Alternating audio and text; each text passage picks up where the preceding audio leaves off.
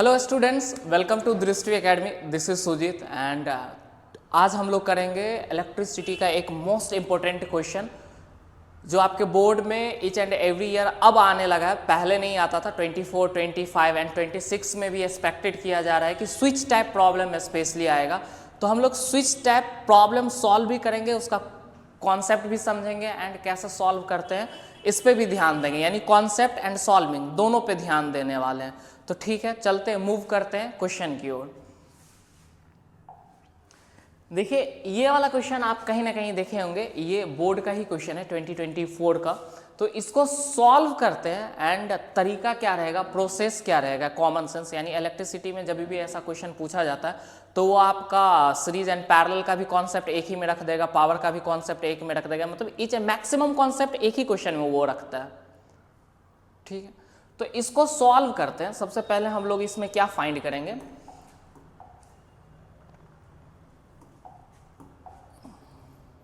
ठीक, देखिए ये हमारा एक सर्किट दिया हुआ, क्वेश्चन पढ़ लेते हैं। Domestic circuit and having LED bulb arrange in source 220 volt दिया, power rating of each of the mark in the circuit diagram and based on the circuit diagram answer the following question. ठीक है, तो अब नीचे question पढ़ लेते हैं थोड़ा सा। व्हाट हैपन, यानी K1 K2 एक स्विच दिया हुआ है। तो स्विच से ना पहले एक चीज रख दे कि मैक्सिमम स्टूडेंट को कंफ्यूजन होता है कि क्लोज एंड ओपन का मतलब क्या होता है, ऑन या ऑफ। स्टूडेंट को ये समझ में आता है कि स्विच ऑन है कि ऑफ है, ऑन है तो बल्ब जलेगा, ऑफ है तो बल्ब नहीं जलेगा, बट क्लोज ओपन में कंफ्यूजन होते रहता है।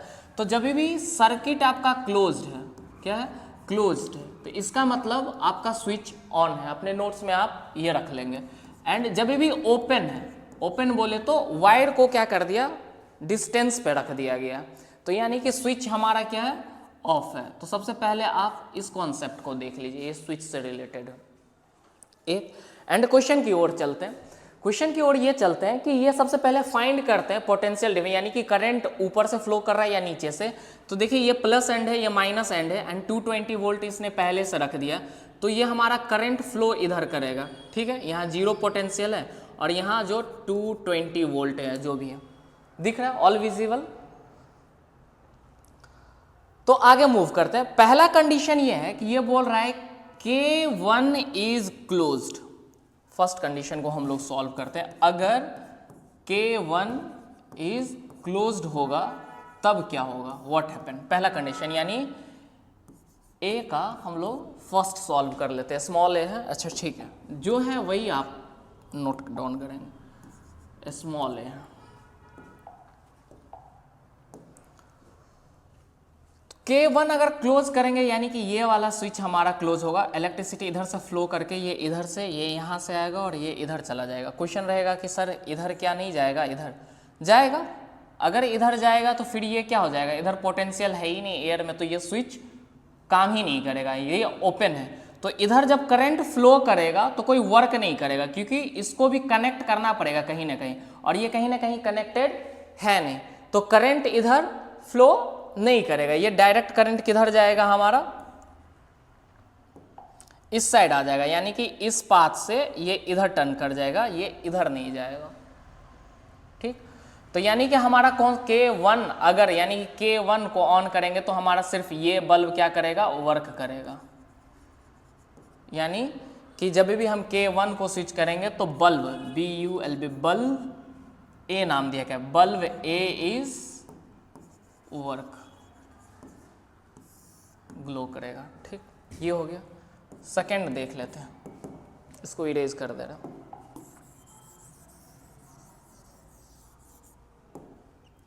इतना तो पता है कि ये इधर से जाएगा। सेकंड ये है कि K2 इज क्लोज, यानी स्विच को अगर ये इस वायर से K2 से क्या कर दिया जाए, कनेक्ट कर दिया जाए, तो इलेक्ट्रिसिटी इसमें आएगा तो ये जलेगा, ये जलेगा, यहाँ आएगा, यहाँ आएगा, यहाँ आएगा, इधर भी जाएगा। बट इधर जब जाएगा तो ये वाला स्विच कनेक्टेड ही नहीं है या किसी वायर में कनेक्टेड ही नहीं है, दैट्स वाई ये जलेगा ही नहीं, और ये डायरेक्ट इधर चला जाएगा पोटेंशियल, यानी कि ये वर्क नहीं करेगा। जो वर्क करेगा वो कौन सा करेगा, bulb B, C, D and E,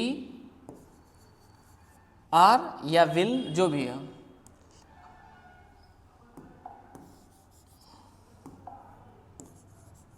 will glow लिख दो और विल वर्क कब, इफ K2 इज क्लोज्ड। तो दो क्वेश्चन हम लोग डिकोड कर दिए इजीली, ये आपका बोर्ड का पूछा हुआ क्वेश्चन है। तो आपने समझ गया कि जब K2 कनेक्ट करेंगे तो ये चारों क्या करेगा, हमारा वर्क करेगा, ऊपर वाला जो है ये वर्क नहीं करेगा। उसके पीछे रीजन है, यहाँ पोटेंशियल डिफरेंस जो है वो मिल ही नहीं रहा है, कनेक्टेड है ही नहीं, दैट्स वाई वो एयर में है। फिर जब एयर में है, वायर कनेक्टेड है ही नहीं, तो क्या करेगा, बल्ब ऑन होगा ही नहीं। नेक्स्ट क्वेश्चन पे मूव करते हैं। नेक्स्ट क्वेश्चन क्या है, ठीक है, आप ये देख लिए, नेक्स्ट क्वेश्चन देख लेते हैं। नेक्स्ट क्वेश्चन ये है कि find the current drawn by the bulb B when it glow, यानी कि बल्ब बी से, तो इसको हम क्या कर देते हैं, इरेज कर दे रहे हैं ईच एंड एवरीथिंग। इसको आप नोट डाउन कर लिए, ठीक है। बल्ब बी के बारे में बोल रहा है कि बल्ब बी के बारे में आप बताइए, क्या पूछ रहा है, find the current drawn by the bulb B. तो एक तो चीज ये बताइए, क्योंकि सिंगल वायर में है तो ये सीरीज में हो गया, किस में हो गया, ये सीरीज में हो गया, ठीक है। और बल्ब बी से क्या कनेक्ट बोल रहा है, फाइंड करने को करंट, तो आप इजिली फाइंड कर सकते हो। चलते हैं नेक्स्ट पेज पे। करंट फाइंड करने के लिए हमें क्या करना पड़ेगा, V equal to IR, where V is given, V given था, आप ध्यान दिए होंगे, तो V is equal to 55 volt, यानी पोटेंशियल डिफरेंस जो दिया हुआ था वो कितना दिया हुआ था, पोटेंशियल डिफरेंस जो दिया हुआ था वो 55 वोल्ट दिया हुआ था। एंड और भी कुछ दिया हुआ था, एक सेकेंड, और क्या दिया हुआ था, 11 वॉट, 11 वॉट, यानी वो पावर दिया, पावर इक्वल टू 11 वॉट। तो इस फॉर्मूला से तो नहीं निकाल सकते हैं, क्योंकि R निकालना पड़ेगा, इससे भी निकाल सकते हैं। एक और दूसरा देख लेते हैं, एक और, एक P इक्वल टू था फॉर्मूला हमारा V इंटू आई, पावर का। तो पावर पता है कि 11 वॉट है, यूनिट हटा दे रहे हैं, एंड V पता है 55 है, एंड I हमें नहीं पता है, I फाइंड करना है। तो I इज इक्वल टू क्या हो जाएगा, 11/55 which is equal to 1/5, and now it will become 0.2 आ जाएगा। तो हमारा करंट कितना रह जाएगा, 0.2 एम्पियर हो जाएगा, ठीक है, इन बल्ब बी, इन बल्ब बी में, यानी कि ये बी नंबर का हो गया हमारा क्वेश्चन। इससे भी बन जाएगा, रेजिस्टेंस आपको निकालना पड़ेगा तब बनेगा, इससे ज़्यादा इजी बन जाएगा। और क्वेश्चन देख लेते हैं, calculate the resistance of a bulb B. अच्छा, बल्ब बी का रेजिस्टेंस, अब तो बात फिर वहीं आ गया। तो चलते हैं अगला वाला। अब ये क्वेश्चन नंबर जो सी है हमारा, क्या जो सी सॉल्व कर रहे हैं, ये हमारा बी हो गया, एंड सी में बोला calculate the resistance of bulb B, यानी बल्ब बी के बारे में हमें आर खोजना है।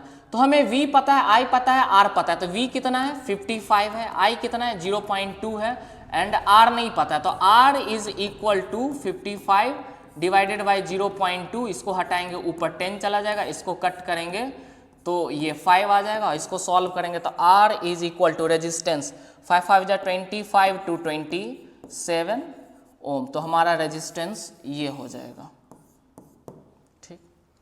तो हमने C का फर्स्ट पार्ट कर दिया, C का फर्स्ट पार्ट हो गया।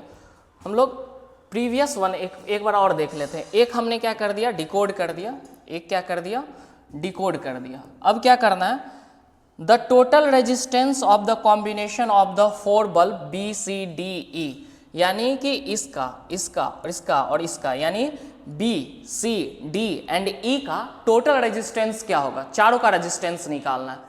तो वी नो डैट कि ये सीरीज में है, एंड सीरीज में जब भी रेजिस्टेंस निकालते तो हम लोग क्या कर देते हैं, simple R1 plus R2 plus R3 plus R4 जितने भी है सॉल्व कर देंगे, क्योंकि सभी का resistance, each and every bulb का जो रेजिस्टेंस है वो सेम ही रहेगा, क्योंकि पावर सेम है, पावर सेम है, पावर सेम है, पावर सेम है, एंड पोटेंशियल डिफरेंस भी सेम है। तो रेजिस्टेंस भी चारों का क्या होने वाला है, सेम होने वाला है। तो यहीं पे हम सॉल्व कर दे रहे हैं C का दूसरा पार्ट।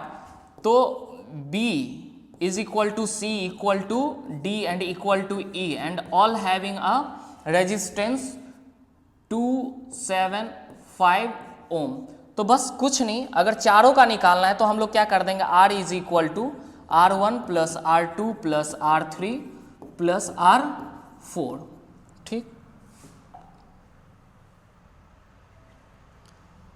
एंड आफ्टर डैट हम लोग क्या कर देंगे, इसको R टोटल अगर निकालना है तो कुछ नहीं, 4 से मल्टीप्लाई कर दो, 4 इंटू 2 7 5, तो ये हमारा हो जाएगा 4 पंचे 20, 7 चौक 28, 2 30 एंड 4 दूनी 8 1100 क्या हो जाएगा हमारा रेजिस्टेंस हो जाएगा। तो ये फाइनल हमारा आंसर हो गया। तो ये कितना इजी था, स्विच प्रॉब्लम आप कर लिए। नेक्स्ट पार्ट लाने वाले हैं जिसमें और डिफिकल्ट एंड थोड़ा सा कॉम्प्लिकेटेड प्रॉब्लम होगा, तो बने रहिए इस वीडियो के साथ। अपना डाउट अपना प्रॉब्लम आप शेयर कीजिए, मैं आता रहूँगा। एंड आपके एग्जाम में अभी बहुत कम टाइम है, तो आप जितना पढ़ पा रहे हो बहुत अच्छा कर पा रहे हो, लग जाओ, क्योंकि आप जितना मेहनत करोगे, जितना अच्छा से सॉल्व करोगे, जितना अच्छे से पढ़ोगे, जितने अपने नोट्स पेपर सैम्पल पेपर को सॉल्व करोगे, उतना अच्छा आपका एग्जाम जाएगा। तो इस भरोसे मत बैठो कि क्या होगा, सोचने से कुछ नहीं होगा। जब कुछ पढ़ोगे, जब लिखोगे, जब कुछ प्रैक्टिस करोगे, तभी कॉन्फिडेंस लेवल बूस्ट होगा। तो आज यहीं तक।